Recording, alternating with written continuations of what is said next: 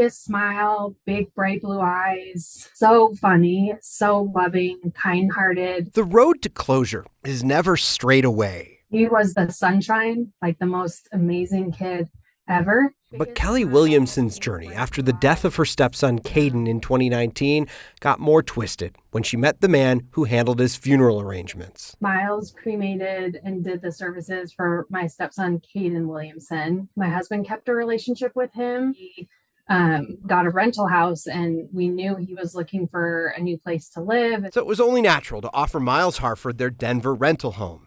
The minute he moved in, the excuses started. I mean, it was seriously day one. And we were like, oh man, red flag. Never paid on time. Always had some excuse. By November of last year, the payments stopped altogether, and Kelly started the process of evicting the former funeral director. The place was kind of in shambles, which brought her to the Southwest Denver home one morning in February. And we just start finding the strangest things. Suits and dresses, all different sizes, people's ID cards. Things that didn't belong to him. There's no reason he should have had those things. Then in the backyard, scattered in trash and grass clippings. There was probably 5 or 6 urns, and one of them was a veteran. She kept finding more and more. There's probably 10 to 12 of them underneath the house. In his bedroom, they were all over the place. When his mom first came in the morning, she texted him, hey, Miles, they're here evicting us. They're throwing all of our stuff out on the street.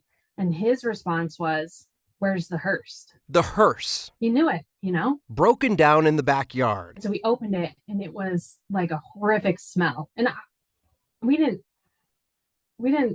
know what that smell was, but the detectives did. Cops then stepped in, ending the eviction and starting an investigation. An officer later told Kelly they found a woman's body inside. And I was like, oh my gosh, how awful. At that point, Harford was nowhere to be found. Investigators announced the charges against him 10 days later, expected Harford to turn himself in. All right, go ahead and sit up for me. He didn't. 9 News Investigates obtained this body camera video of his arrest in a local hospital a week later. Take a seat for me. After Inglewood police found him following a call about an intoxicated man. He is a con of all con artists. And I know that firsthand. And he'll lie to you and use any excuse. Of all the lies Williamson says Harford told her, the one about her stepson hurts the most. I didn't want to think that he was one of those boxes, being stored in some weird place, in some weird plastic box. Days after the eviction, Williamson says Denver police told the family Caden's remains